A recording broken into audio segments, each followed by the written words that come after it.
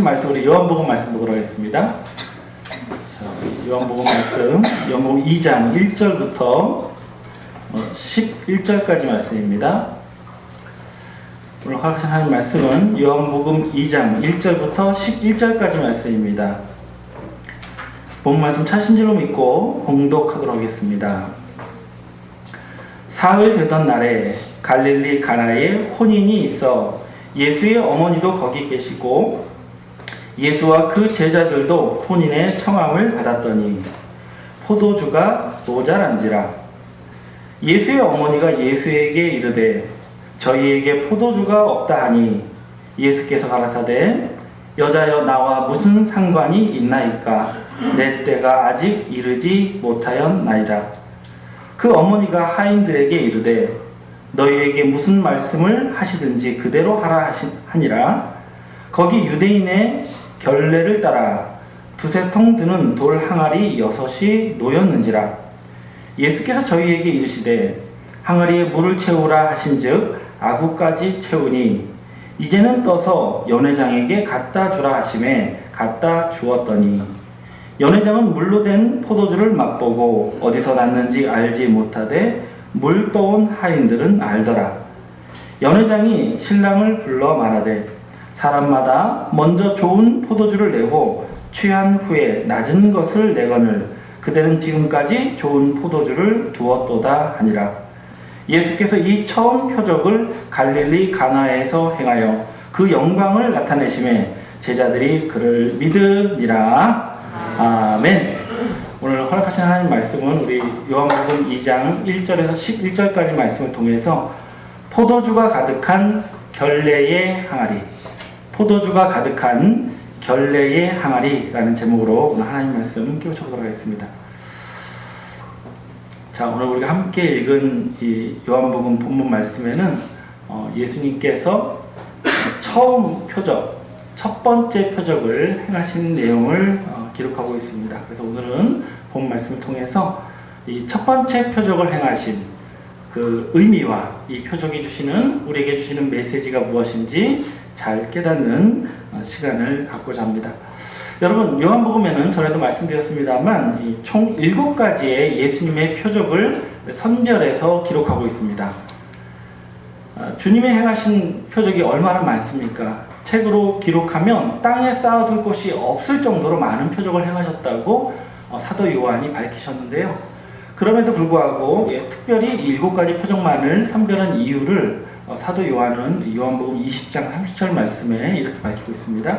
우리 요한복음 20장 30절 말씀 보겠습니다.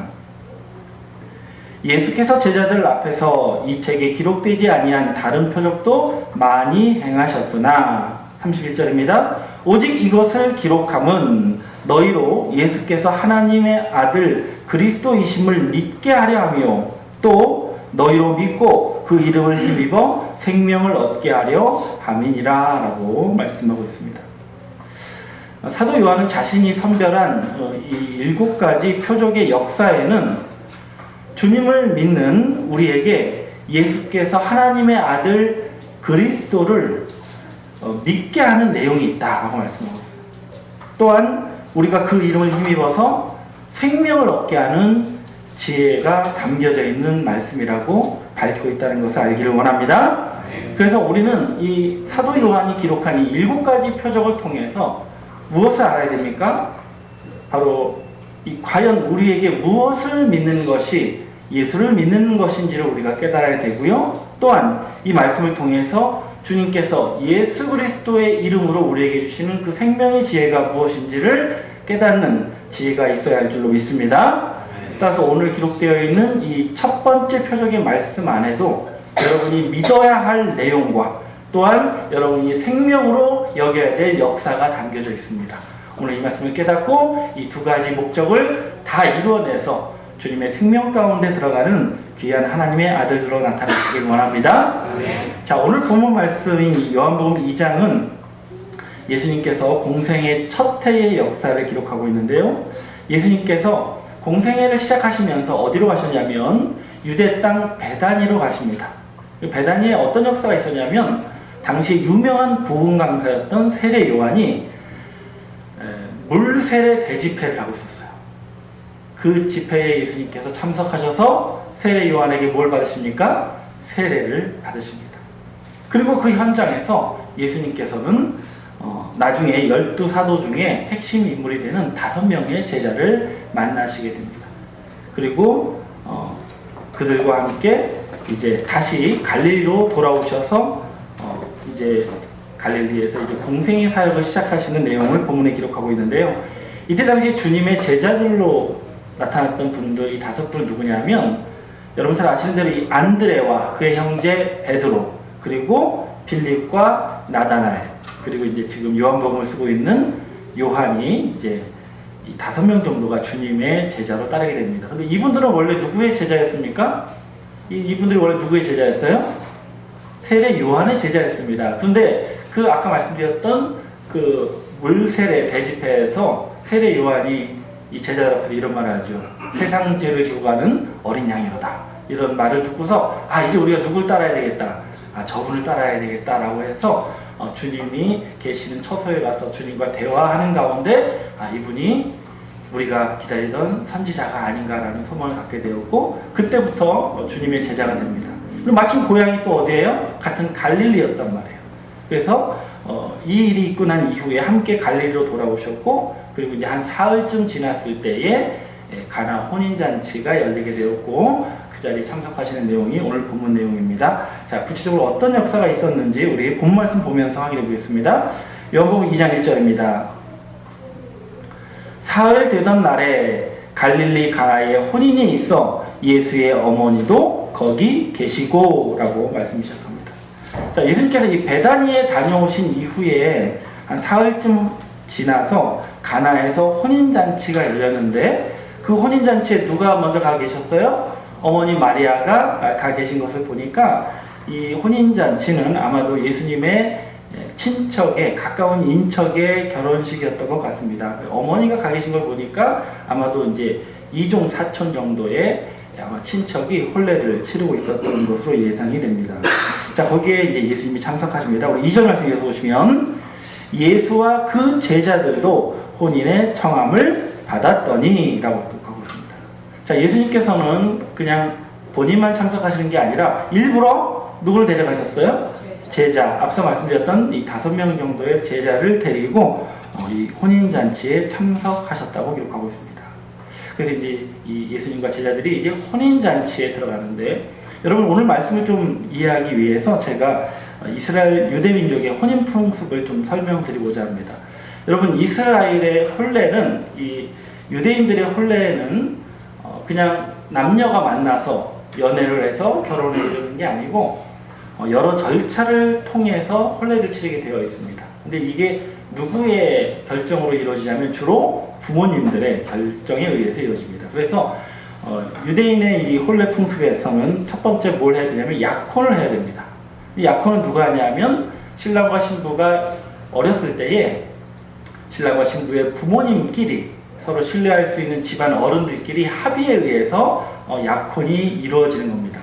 그러니까 신부의 아버지, 신랑의 아버지가 이리 우리 사돈 맺읍시다 하고서 결정이 되는 것이죠. 그래서 이렇게 약혼이 이루어지면은 나중에 이제 정혼을 해야 됩니다.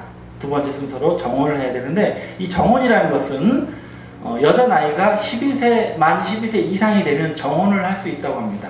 이 정혼은 약혼이 계속 유효한 것을 확인하는 것이기도 하고요. 이제 이 두 사람이 부부의 연으로 관계가 이어져 있음을 확인하는, 사실상 결혼이 성립되는 것이 이 정혼을 통해서 이루어진다고 합니다. 그래서 정혼 관계만 되고 나면 이제 아내와 남편의 호칭이 유효한 그런 관계가 된다고 합니다.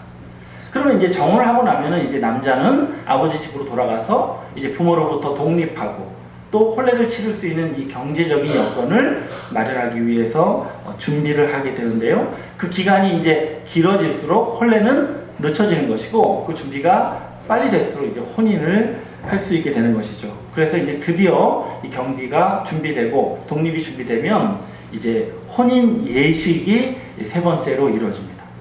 이 혼인 예식은 보통 밤에 이루어집니다. 그래서 예수님께서 열처녀 비유로 이제 밤에 이루어지는 것을 비유로 드셨는데요. 이 밤에 이제 신랑이 신부 집에 가서 이제 아내를 데려오면서 이제 혼인 예식이 시작된다고 합니다. 그리고 이제 그날이 바로 결혼식 날이 되는 것인데, 이 결혼식 날에는 특별히 신랑과 신부가 이제 모든 죄를 사함받고 새로운 사람으로 출발한다는 뜻에서 이 두 사람은 금식을 한다고 합니다. 그래서 이 결혼식 날을 유대인들은 개인의 대속죄일이라고 합니다.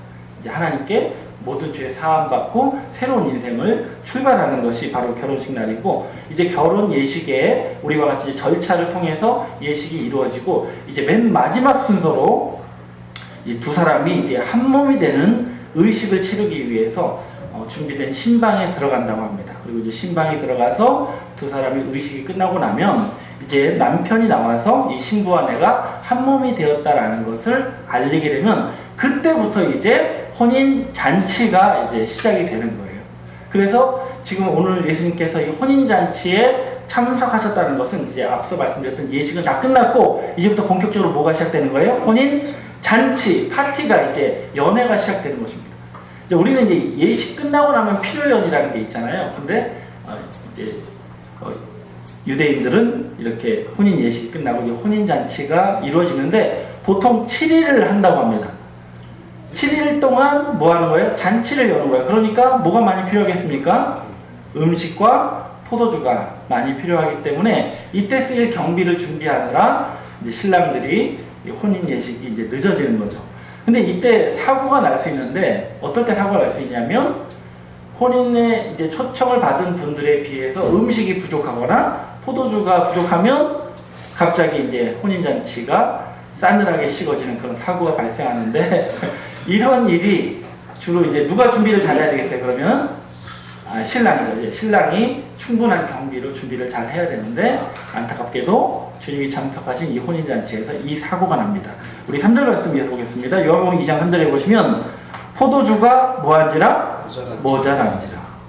아니, 이 혼인잔치 아직 끝나지도 않았는데, 아직도 많은 시간이 남았는데 뭐가 떨어져 가기 시작했어요? 포도주가 떨어져 가기 시작한 겁니다. 누가 잘못한 겁니까? 신랑이 잘못한 거죠. 근데 신랑이 이거 뭔가 방책을 구해야 되는데 해결할 수 있는 상황이 아니었던 것 같아요. 그래서 예수님의 어머니가 이런 말을 합니다. 3절 말씀에서 보시면, 예수의 어머니가 예수에게 이르되 저희에게 포도주가 없다 하니 라고 말합니다. 어머니 마리아가 예수님께 말하기를, 아들아 어쩌면 좋느냐, 더 이상 신랑에게 포도주가 없구나 라고 말하게 됩니다. 앞서 말씀드렸던 것처럼 가까운 친척이었기 때문에 당연히 함께 걱정하는 것은 올바른 모습이었을 수도 있습니다. 그런데 예수님께서는 당신과 상관없는 일이기 때문에 더 이상 관여하지 않겠다고 말씀하십니다. 우리 그 내용을 4절 말씀에서 보시면, 예수께서 가라사대 여자여 나와 무슨 상관이 있나이까, 내 때가 아직 이르지 못하였나이다 라고 말합니다. 예수님께 어머니한테 뭐라고 말씀하셔요?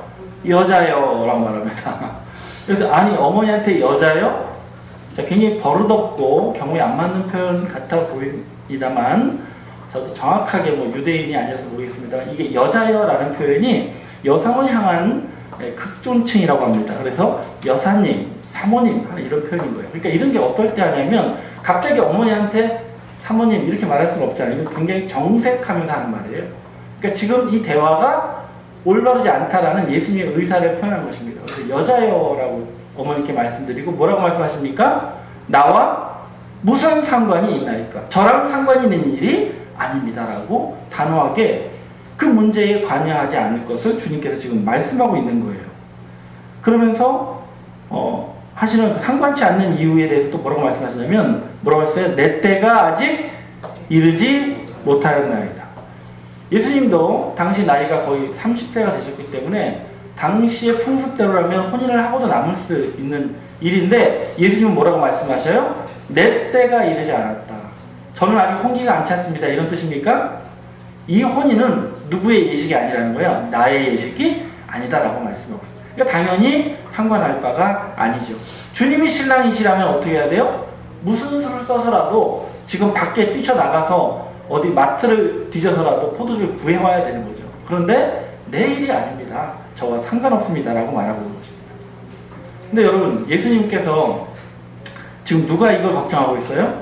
어머니가 지금 걱정하고 있잖아요. 그러면 뭔가 말로라도 같이 걱정하는 말을 할 수도 있는데 주님이 그렇게 하지 않으니까 아마도 어머니께서 좀 서운할 수 있을 법한 그런 상황인 것 같습니다. 만약에 저희 어머니한테 제가 이렇게 했으면 등짝을 한 대 맞지 않았을까 싶은데, 어쨌든 예수님은 분명히 말합니다. 제가 상관하지 않겠습니다 라고 했습니다. 근데 어머니 마리아는 다르게 반응하십니다. 우리 5절 말씀 이어서 보시면, 그 어머니가 하인들에게 이르되 너희에게 무슨 말씀을 하시든지 그대로 하라 하니라 라고 말합니다. 어머니 마리아는 분명 예수님은 상관하지 않겠다고 했는데 어머니 마리아는 하인들을 부릅니다. 그리고 하인들에게 지시합니다. 저분이 무슨 얘기를 하든지 너희는 그대로 따르라 라고 말하는 것이죠.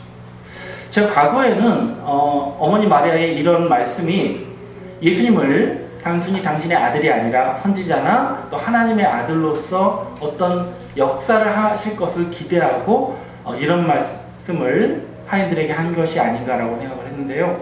여러분 잘 아시는 것처럼 이때 당시는 예수님의 어머니가 예수님을 그리스도로 인정할 때가 아니었습니다.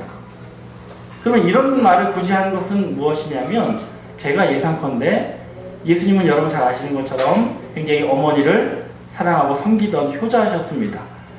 그러니까 어머니가 이렇게까지 얘기했으면 이런 어려운 상황을 두고 볼 뿐이 아니니까 무슨 조치라도 하지 않겠나 싶어서 아마도 하인들에게 이런 지시를 하지 않았나, 저는 그렇게 생각을 좀 해봤습니다. 자, 그런데 정말 마리아의 예상대로 예수님께서 상관하지 않는 게 아니라 적극적으로 이 문제에 개입하십니다. 우리 요한복음 2장 6절입니다. 거기 유대인의 결례를 따라 두세 통 드는 돌 항아리 6이 놓였는지라 라고 말씀하고 있습니다. 정말 우연찮게도 그 집에 유대인의 결례를 위해서 사용하는 돌 항아리가 몇 개나 있어요?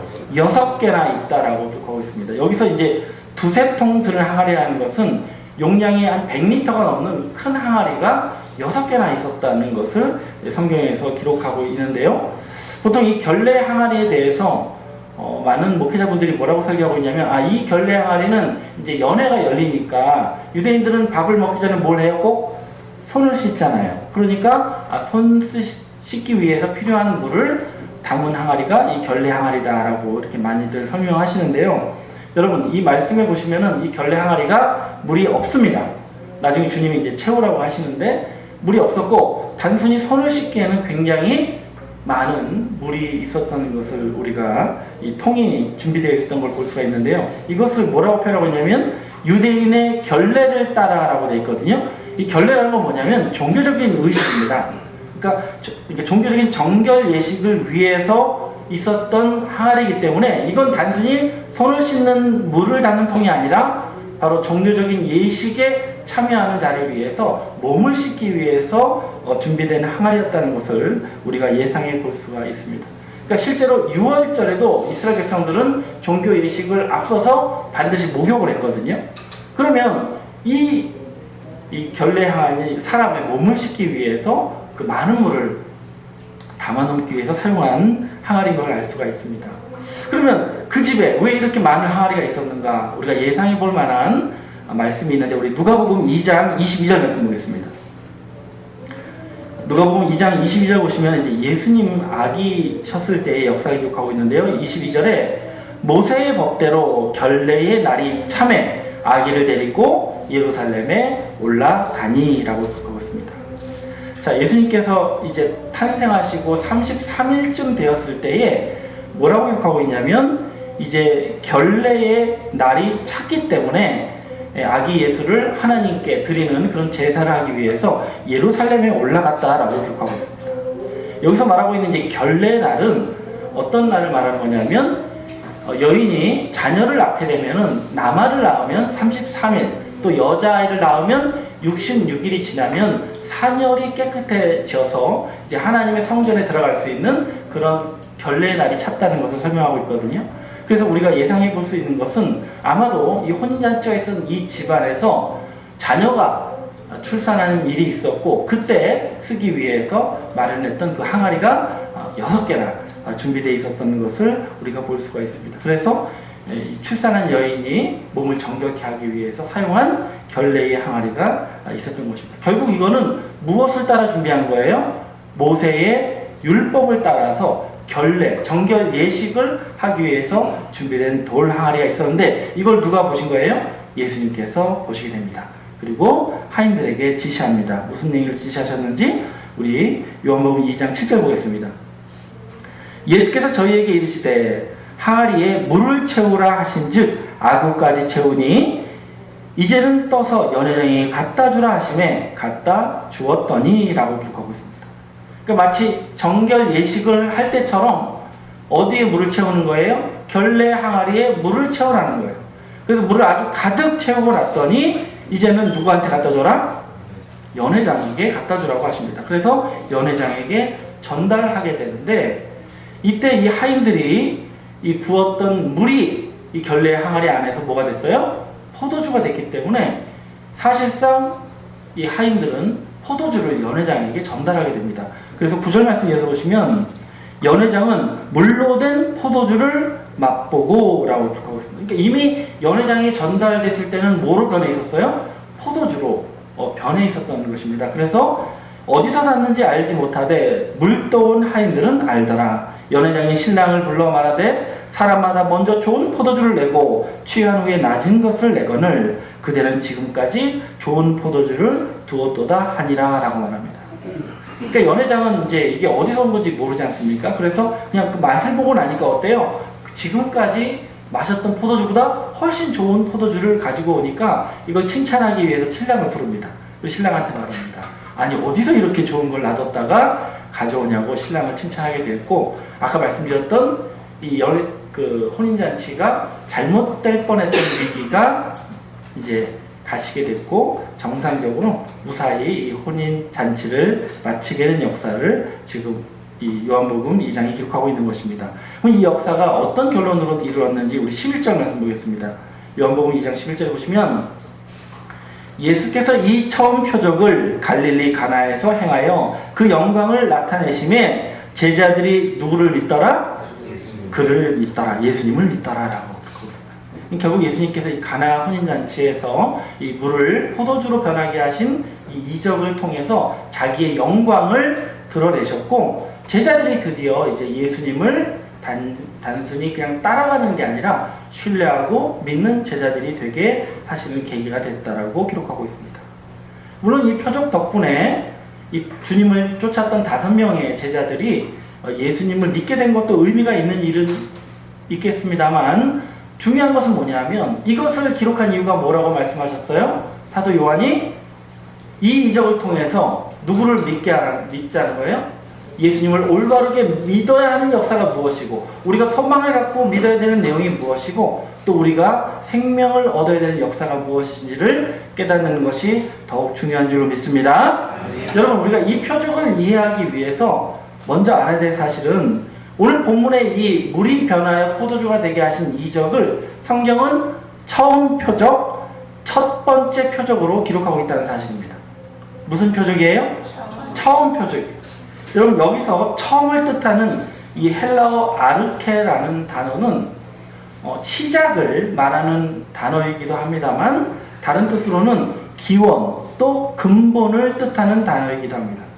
그러니까 오늘 본문의 표적이 단순히 예수님께서 행하신 그 표적의 순서상 첫 번째 표적을 의미하기보다는 예수님께서 근본적으로 이 땅에 오셔서 사역을 감당하시는 그 원인이 무엇이고 또 주님께서 사역을 통해서 이루고자 하시는 그 근본 목적이 무엇인지를 대표적으로 보여주는 근본적인 표적이 바로 처음 표적이라는 사실을 알기를 원합니다. 그러니까 주님이 이 첫 표적을 사람들이 많이 모이는 성전에서 하신 것이 아니고요.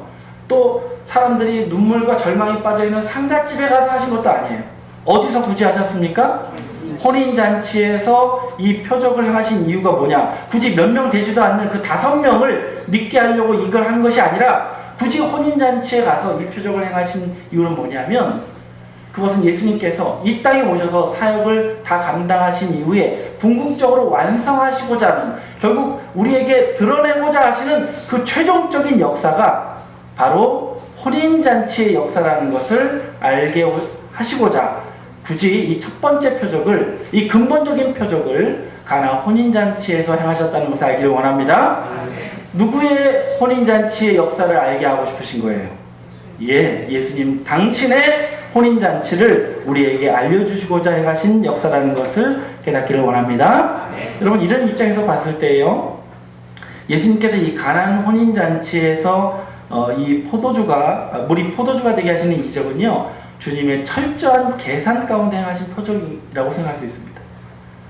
충분히 그 집안에서 형편이 어렵기 때문에 뭐가 떨어질 수 있다, 포도주가 떨어질 수 있다는 것도 주님께서 이미 내다보신 것이고, 그 집에는 자녀를 낳은 일이 있기 때문에 뭐가 있을 거다? 결례 행하리가 충분히 있을 것도 이미 아신 상태에서 굳이 제자들을 데리고 가서, 그 형편 안 좋은 집이면 사람이 적어야 되잖아요. 굳이 제자들까지 데리고 가신 것은 일부러 보여주시고, 그래서 성경에 기록해서 우리에게까지 알게 하시고자 미리 예정하신 근본적인 표적이라는 것을 깨닫기를 원합니다. 자, 그러면 우리가 이 표적을 이해하는 것은 예수님 전체 역사를 미리 보는 것과 마찬가지인 거예요. 가장 중요한 근본적인 표적을 오늘 우리가 보고 있다는 것을 알기를 원합니다. 자, 그럼 우리가 본문의 표적 가운데 가장 주목해야 되는 주님의 말씀이 뭐냐? 바로 4절 말씀입니다. 우리 4절 말씀에 뭐라고 되어 있습니까? 요한복음 2장 4절 보시면 예수께서 가라사대 여자여 나와 무슨 상관이 있나이까 내 때가 아직 이르지 못하였나이다 라고 말씀했다는 사실입니다. 그러니까 예수님이 무슨 말씀을 하신 거예요? 분명 나의 때가 아직 이르지 않았기 때문에 나는 상관하지 않겠다고 했는데, 주님은 친절하게도 물을 변해서 포도주가 되게 하셔서 그 혼인잔치가 무사히 성료되게 하신 것은 뭐냐면, 지금은 아니지만 장차 누구의 때가 올 것이다.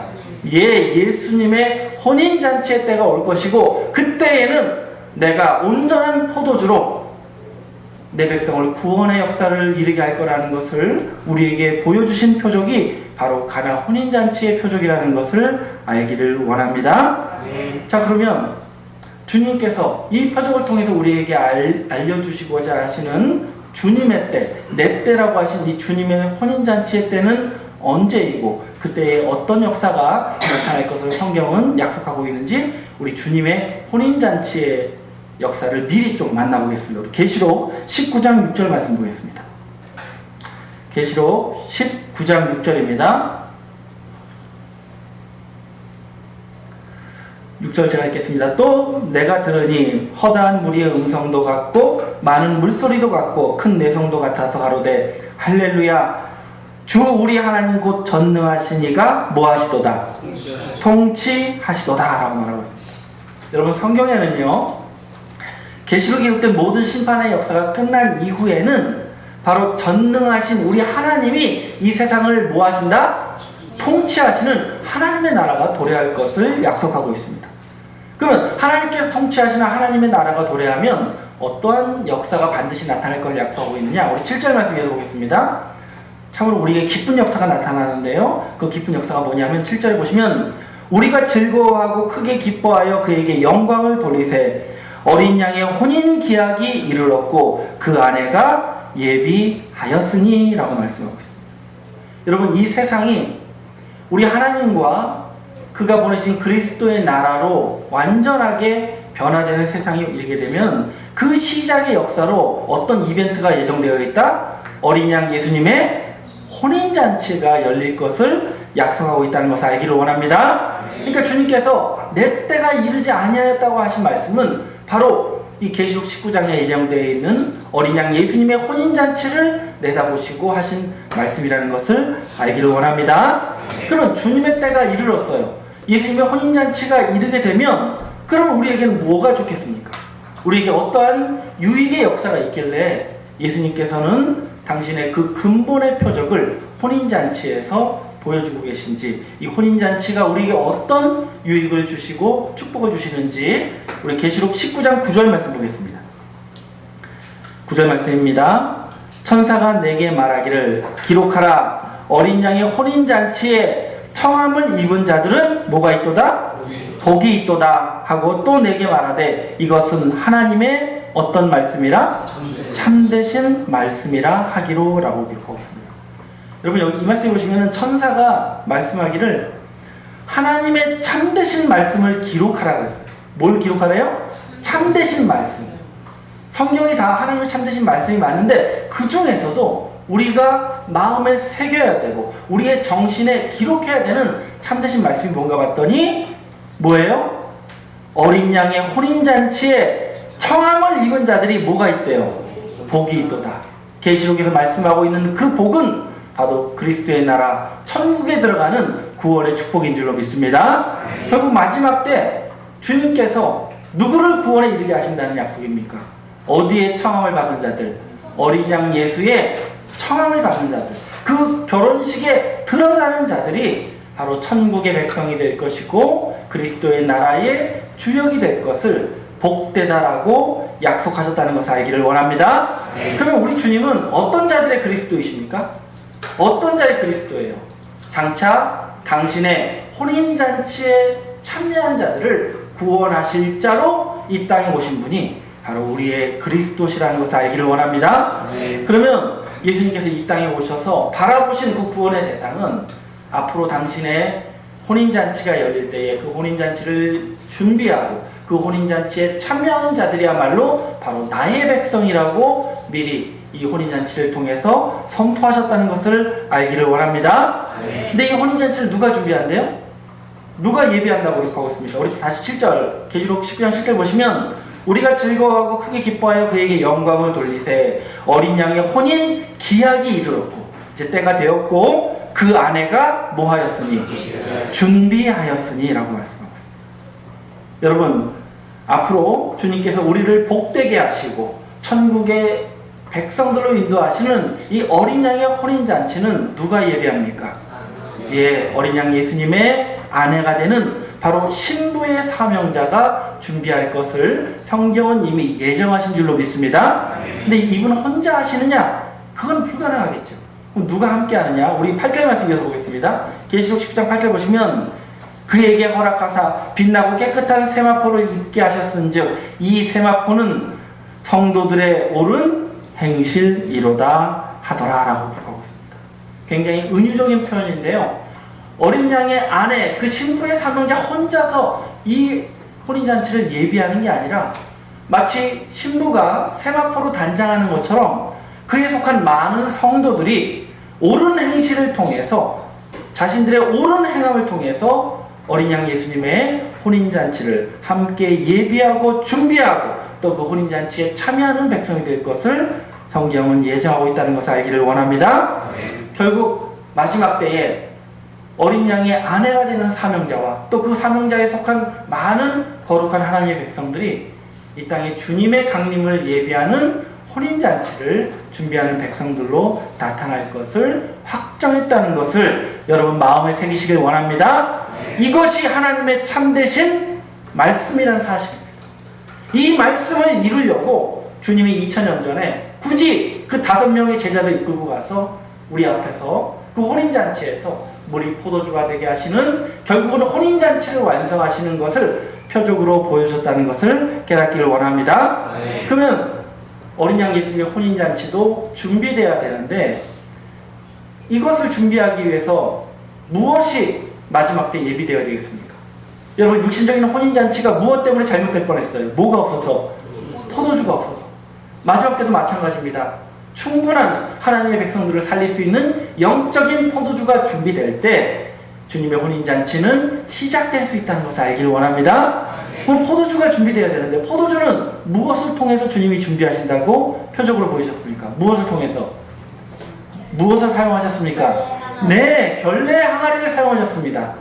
마지막 때도 마찬가지입니다. 우리 주님께서는 반드시 결례의 이 영적 결례의 항아리를 통해서 주님의 백성들을 살리는 생명의 포도주를 예비하실 것을 우리에게 표적으로 보여주셨다는 것을 알기를 원합니다. 우리가 이해해야 되는 것은 오늘 표적 가운데 나타났던 결례의 항아리입니다.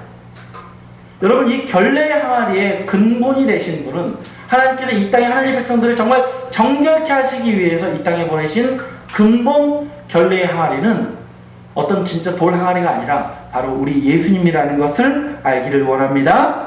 우리 주님께서 우리를 위해서 결례의 항아리가 되어 주신 거예요. 본래 결례의 항아리는 무엇대로 결례의 예식을 하는 항아리입니까? 모세의 율법대로, 법대로 하는, 율법의 지시대로 하는, 그래서 하나님 백성을 정결케 하는 항아리입니다. 근데 그 율법의 결례를 통해서는, 그 제사를 통해서는 하나님의 백성을 깨끗하게 할 수가 없다라고 성경은 말씀하고 있습니다. 우리 히브리서 10장 1절 말씀을 보겠습니다. 히브리서 10장 1절입니다. 율법은 장차 오는 좋은 일의 뭐예요? 그림자요 참 형상이 아니므로 해마다 늘 드리는 바 같은 제사로는 나오는 자들을 언제든지 온전케 할 수 있느니라? 없다고 말씀하고 있습니다. 여러분, 율법으로는, 그 결례의 항아리로는 사람을 정결케 할 수 있는 것이 아닙니다. 아무것도 온전케 할 수 없습니다.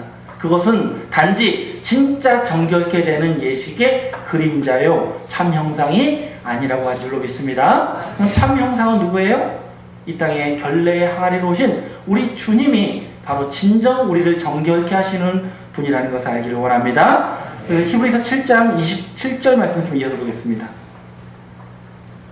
하나님의 백성을 정결케 하시는 주인공은 누구시냐? 우리 히브리서 7장 27절 보시면 저 대사장들이 먼저 자기 죄를 위하고 다음에 백성의 죄를 위하여 날마다 제사 드린 것과 같이 할 필요가 없으니 이는 이 저는 누구예요? 우리 예수님이십니다. 예수님께서 단번에 자기를 드려 정결의 예식을 이루신 줄로 믿습니다. 그러니까 세상에 어떤 훌륭한 제사장이 나타나서 자기 죄를 위하고 백성의 죄를 위해서 정결의 예식, 그 정죄함을 받는 예배를 드려봤자 그것은 소용이 없다는 거예요. 왜 그래요? 우리 주님께서 단번에 우리를 완전한 속죄를 이루어주시는 정결의 예식을 이루어주셨기 때문에 그러한 것은 필요가 없다고 말씀하고 있는 줄로 믿습니다. 그러면 그 정결의 예식을 완성하신 결례 항아리 되신 예수님은 지금 이 땅에 계시지 않습니다.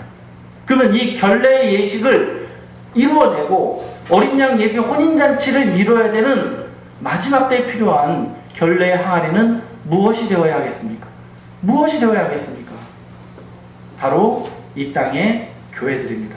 여러분, 참고로 우리 에베소서 1장 23절 말씀 보시면 교회는 그의 무엇이니? 몸이니 만물 안에서 만물을 충만케 하시는 자의 충만이니라 라고 말씀하고 있습니다. 교회는 하나님의 창조의 목적을 완성하는 그 주님의 몸이라고 말씀하고 있어요. 주님의 결례 항아리 속에 들어가면 누구든지 어떻게 돼야 돼요? 정결케 돼야 되잖아요. 속죄함이 돼야 되잖아요. 결국 이 땅의 교회들은 바로 우리 주님을 대신해서 하나님의 백성들을 정결케 하고 마지막 때 우리 주님의 혼인잔치를 준비하는 결례의 항아리가 바로 이 땅의 교회들의 사명이라는 것을 알기를 원합니다. 그러면 그 사명을 교회들이 해내야 되는데 문제는 이 땅의 교회들이 이 결례의 항아리의 사명을 하지 못하고 있다는 사실입니다. 교회가 정말 정결의 결례의 항아리가 맞다면 그 교회를 다니는 백성들은 다니면 다닐수록 뭐가 돼야 돼요? 정결한 백성, 죄인이 아니라 의인이 돼야 되는데 교회를 다니는 사람일수록, 아니 그 교회를 인도하는 목회자조차도 자기를 죄인이라고 고백합니다. 정결의 역사가 이루어지지 못하고 있습니다. 더 이상 주님의 몸된 교회가 아닌 것을 교회 스스로 증명하고 있는 거예요. 여러분, 마지막 때에 이 땅의 교회들이 절대 정결한 이 결례의 항아리가 되지 못합니다. 왜 그러냐면 이 결례의 항아리가 되려면 무엇을 깨닫고 있어야 됩니까? 마지막 때 누구의 혼인잔치가 있다? 어린 양 예수님의 혼인잔치가 있다는 사실. 또한 그 어린 양의 혼인잔치를 누가 준비합니까?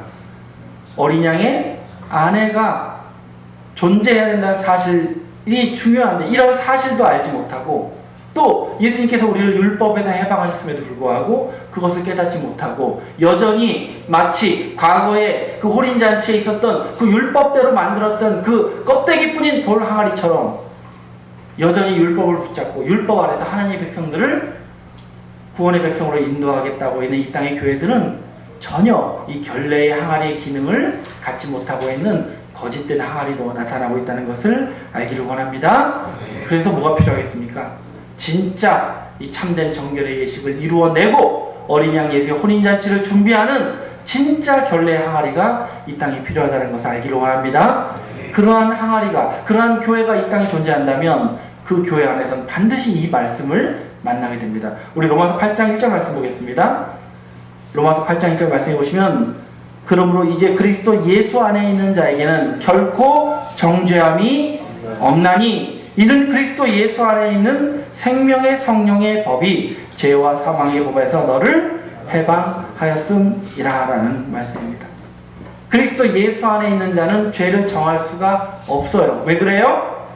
예수 안에 있는 생명의 성령의 법이 우리를 죄와 사망의 법인 율법에서 해방해 주시기 때문에 그리스도 예수 안에 있는 자에게는 정죄함이 없다는 사실을 우리에게 깨닫게 하여 주시는 그 교회가 바로 이 땅에 정말 예수의 혼인잔치를 준비하는 진정한 결례의 항아리의 교회가 될 수밖에 없다는 것을 알기를 원합니다. 그러면 그 교회에서 깨닫는 말씀은 그냥 단순히 사람을 하루 살게 하는 그런 물과 같은 말씀이 아닙니다. 그곳에서 깨닫는 말씀은 마치 어린 양의 혼인잔치, 그 혼인잔치의 기쁨을 느낄 수 있는 그런 소망과 희망을 갖게 하시는 생명을 주시는 말씀이 그곳에서 증거되어야만 한다는 것을 알기를 원합니다. 여러분, 이 땅에 어떤 청년들이 어린 양 예수의 혼인잔치를 소망하고 있습니까? 그 혼인잔치를 준비해야 된다는 책임을 느끼고 있습니까? 여러분들이 그것을 깨닫고 그것을 마음에 두고 그 약속을 여러분 기억에 새기고 마음에 새길 수 있는 것은 여러분이 지금 어디에 있는 거예요? 결례의 항아리의 교회 안에 있는 결례를 통해서 정결케 된 하나님의 청년들이라는 것을 우리가 깨달을 수가 있는 줄로 믿습니다. 그러면 그 말씀을 받은 사람들도 다 결례의 항아리가 됩니다. 무슨 말인지 이해하십니까? 어떤 말씀이든 간에 자신이 듣게 되면 그것을 포도주와 같은 주님의 피와 같은 생명의 말씀으로 변화시키고 새롭게 깨달을 수 있는 그 능력이 바로 이 결례의 항아리에게 있다는 것을 알기를 원합니다. 여러분, 우리가 청년 예배를 드리죠. 저는 청년 예배에 드리는 말씀을 제가 따로 준비하는 게 아닙니다. 그냥 세상의 목사님들이 증거하는 말씀을 제가 그냥 들어요. 근데 그 말씀이 제 안에서 다른 말씀이 됩니다. 하나님의 생명의 말씀으로 섭리를 깨닫게 하시는 말씀으로 제가 변화시켜서 여러분들이 증거할 수 있는 것은 감히 제가 뭐가 된 거예요? 결례의 항아리 역할을 할 수 있게 된 것입니다. 제가 그렇게 될 수 있는 것은 여러분도 능히 그렇게 될 수 있다는 사실을 알기를 원합니다. 생명의 말씀을 선포할 수 있는 교회가 바로 이곳에서 진리의 말씀을 깨달은 저와 여러분들이 혼인잔치를 준비할 수 있는 그 결례의 항아리가 될 수 있다는 것을 알기를 원합니다. 여러분, 끝으로 이 역사를 많은 선지자가 내다봤는데 그 중에서 특별히 이사야 선지자는 이 어린 양 예수의 혼인잔치, 그 포도주의 역사를 내다보시고 약속의 말씀을 예언했습니다. 우리 그 내용을 끝으로 보겠습니다. 이사야 25장 6절 말씀입니다. 이사야 25장 6절 말씀 보시면 만군의 여호와께서 이 산에서, 자, 이 말씀은 이사야 선지자가 하나님께서 이 땅에 새 왕국을 건설하시면 행하실 역사를 예언할 말씀입니다. 하나님께서 새 왕국을 이 땅에 건설하시면 어떤 일이 벌어지느냐? 이 산에서. 어디에서? 산에서. 여러분, 성경에서 산은 무엇을 상징합니까? 종교 단체를 상징하죠. 교회를 상징합니다. 어떤 종교단체에서 어떤 역사가 벌어지느냐? 이 산에서 만민을 위하여 기름진 것과 오래 저장하였던 포도주로 연회를 뭐하리니? 왜 연회를 베풉니까? 뭐가 된 거예요? 어린 양 예수의 혼인잔치가 열린 거예요. 연회를 베풀리니 곧 골수가 가득한 기름진 것과 오래 저장하였던 맑은 포도주로 하실 것이며 라고 말씀하고 있습니다. 하나님께서 마지막 때 이 땅에 당신의 나라를 세우실 때에 맑은 포도주를 베푸시는 어린 양 예수의 혼인잔치를 베푸실 것을 이사야 선지자도 보고 예언했다는 것을 알기를 원합니다. 그러면 이 맑은 포도주를 마시면 어떻게 되느냐? 우리 8절 말씀을 좀 이어서 보겠습니다. 이사야서 25장 8절입니다. 사망을 영원히 뭐 하실 것이다? 멸하실 것이라. 주 여호와께서 모든 얼굴에서 눈물을 씻기시며 그 백성의 수치를 온 천하에서 제하시리라. 여호와께서 이같이 말씀하셨느니라 라고 말씀하고 있습니다. 장차 우리가 맑은 포도주로 연회를 베푸시는 어린 양 예수의 혼인잔치에 참여하게 되면 우리는 그때 비로소 지금 우리가 이 시대에 듣고 있는 이 말씀의 차원이 아니라 우리가 어디에서 해방되는, 사망을 영원히 멸하는 그러한 차원의 생명의 말씀의 포도주를 새롭게 마시는 자가 되어서 다시는 죽음을 맛보지 아니하는, 다시는 슬픔이나 고통이 없는 우리의 얼굴에서 모든 눈물을 씻기시는 계시록 21장에서 예언되어 있는 바로 새 예루살렘의 축복, 생명수 샘물의 그 축복을 바로 어린 양 예수의 혼인잔치에 참여한 자들에게 주신다고 성경은 미리 약속하고 있다는 것을 알기를 원합니다. 그럼 이 축복이 어떤 교회에서 이루어지느냐? 우리 주님께서 표적으로 보여주신 결례의 항아리가 되는 그 교회에서 그 말씀을 깨달은 자들을 통해서 이루어 주실 것을 우리가 맛볼 수가 있다는 것을 깨닫기를 원합니다. 여러분, 이것이야말로 하나님의 참되신 말씀입니다. 예수님께서 이 땅에 오신 목적이고 당신의 근본 표적을 통해서 우리에게 소망으로 주시고자 하신 바로 어린 양 예수님의 혼인잔치의 약속을 우리에게 소망으로 주고 계시다는 것을 알기를 원합니다. 근데 이 역사가 벌어지는 그 산에 가면 어떤 역사가 이루어진다고 말씀하고 있는지 우리 7절 말씀에서 보겠습니다. 이사야서 25장 7절입니다. 또 이 산에서 모든 민족의 그 가리워진 면박과 열방의 그 덮은 휘장을 뭐하시며 제하시며 라고 말씀하고 있습니다. 이 실상적인 하나님의 이 영생의 축복의 잔치가 열려지는 그 산, 바로 그 결례의 항아리의 교회에 가면 어떤 일이 벌어지냐? 모든 민족의 얼굴에 가리워져 있던 뭐가 벗겨진대요? 면박, 수건이 벗겨질 거라고 말씀하고 있습니다. 우리가 정말 이 결례의 항아리 교회에 있다면, 여러분들이 그곳에서 정말 말씀의, 생명의 말씀, 포도주의 말씀을 듣고 있는 자들이 맞다면 우리의 뭐가 벗겨지는 거예요? 면박이 벗겨진다, 수건이 벗겨진다라고 말씀하고 있습니다. 그러면 성경에서 말씀하고 있는 이 하나님의 백성들의 얼굴을 가렸던 수건, 그 면박이 무엇입니까? 우리 고린도후서 3장 13절 말씀 보겠습니다. 고린도후서 3장 13절입니다. 우리는 모세가 이스라엘 자손들로 장차 없어질 것의 결국을 주목지 못하게 하려고 수건을 그 얼굴에 쓴 것과 같이 아니하노라 라고 말씀하고 있습니다. 사도 바울이 구약시대에 모세가 하나님께 이 십계명을 받을 때 얼굴에 광채가 나서 얼굴에 수건을 덮었었던 것을 비유해서 율법의 그 섬김을 쫓고 율법을 통해서 의롭다함을 얻고자 하는 그 신앙인들을 가리켜서 너희들은 얼굴에 면박을 썼다, 수건을 썼다 라고 비유하고 있습니다. 근데 이 수건이 나중에 어떻게 되느냐? 우리 14절 말씀 이어서 보시면, 그러나 저희 마음이 완고하여 오늘까지도 구약을 읽을 때에 그 수건이 오히려 벗어지지 아니하고 있으니 그 수건은 그리스도 안에서 뭐 할 것이다? 없어질 것이다 라고 말씀하고 있습니다. 정말 지금도 이 말씀이 유효합니다. 여러분, 지금도 이 땅에 많은 하나님의 백성들이 정말 고집스럽도록 완고하게 이 수건을 뒤집어 쓰고 있습니다. 율법을 붙잡고 있습니다. 그 안에서 구원의 길이 있다고 생각하고 있습니다. 그런데 이것이 정말 예수 안에 거하는 자가 되면 어떻게 된대요? 없어진다고 말씀하고 있는 줄로 믿습니다. 여러분, 교회는 예수의 몸이라고 했습니다. 여러분이 정말 주님의 몸된 교회 안에 있으면 여러분은 이 수건이 벗겨진 자가 되어야 한다는 것을 알기를 원합니다. 실제로 벗겨졌습니다. 여러분, 누가 뒤집어 씌워준다 해도, 돈을 갖다 주면서 쓰라 해도 여러분들은 받지 않을 것입니다. 왜요? 이미 율법에서 해방한 사실을 우리는 깨닫고 있지 않습니까? 여러분이 깨닫고 있는 복음은 바로 결례의 항아리에서 뿜어져 나온 그 항아리에 가득 차 있던 생명의 포도주의 말씀이 여러분을 살리고 있기 때문에 여러분이 율법 안에 거하지 않게 하셨다는 것을 알기를 원합니다.